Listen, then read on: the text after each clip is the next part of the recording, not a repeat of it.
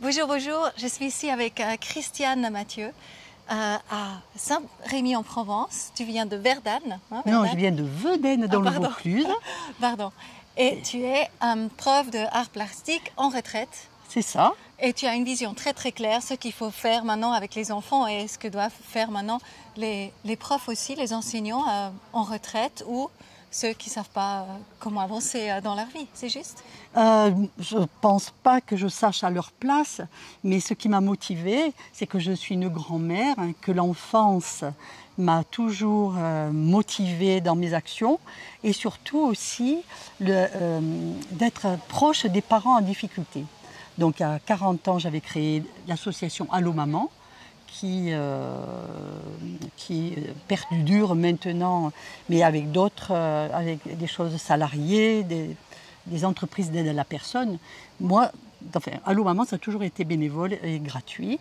Donc, avec le Covid, des restrictions, les obligations de porter le masque à l'école, donc la grand-mère que je suis, la maman aussi, puis l'enseignante, a été réveillée par la douleur, parce que ça occasionne chez moi beaucoup de douleur.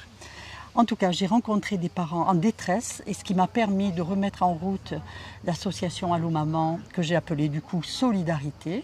Toujours pas, donc aucun argent n'est échangé avec les parents qui, dans leur panique, ont cherché, même pas cherché, je suis venue à eux pour leur proposer, par ma sœur qui est prof de maths à la retraite, moi art plastique à la retraite, une amie prof de français, une autre amie en primaire qui fait du soutien en lecture et du travail en primaire. Enfin, ça dépend du besoin de l'enfant. Et du coup, j'ai créé un tout petit réseau d'aide, de soutien à ces mamans et à ces familles, à ces parents, hein, puisque les papas aussi sont concernés. Du soutien psychologique et du soutien surtout. Ne vous inquiétez pas, nous on connaît les programmes, on va les appliquer et vos enfants, même si vous êtes inspectés, ils auront fait leur programme pendant toute une année normalement.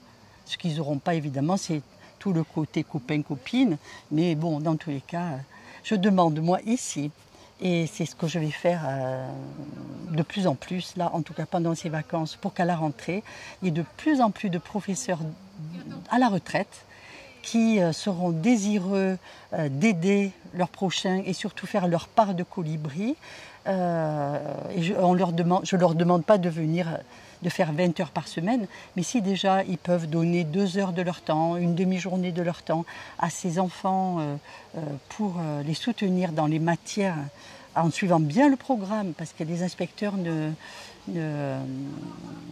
permettront pas que ça soit de l'animation, mais vous collez bien au programme, vous faites le programme du CE2, si c'est CE2, de 6e, de 5e en maths, en français, et vous verrez que d'abord c'est très gratifiant pour nous de le faire, et surtout que vous faites votre colibri par rapport à la difficulté des parents en ce moment. Et sachez qu'il y en a beaucoup qui ne veulent pas faire vacciner leurs enfants et qui n'ont pas la politique.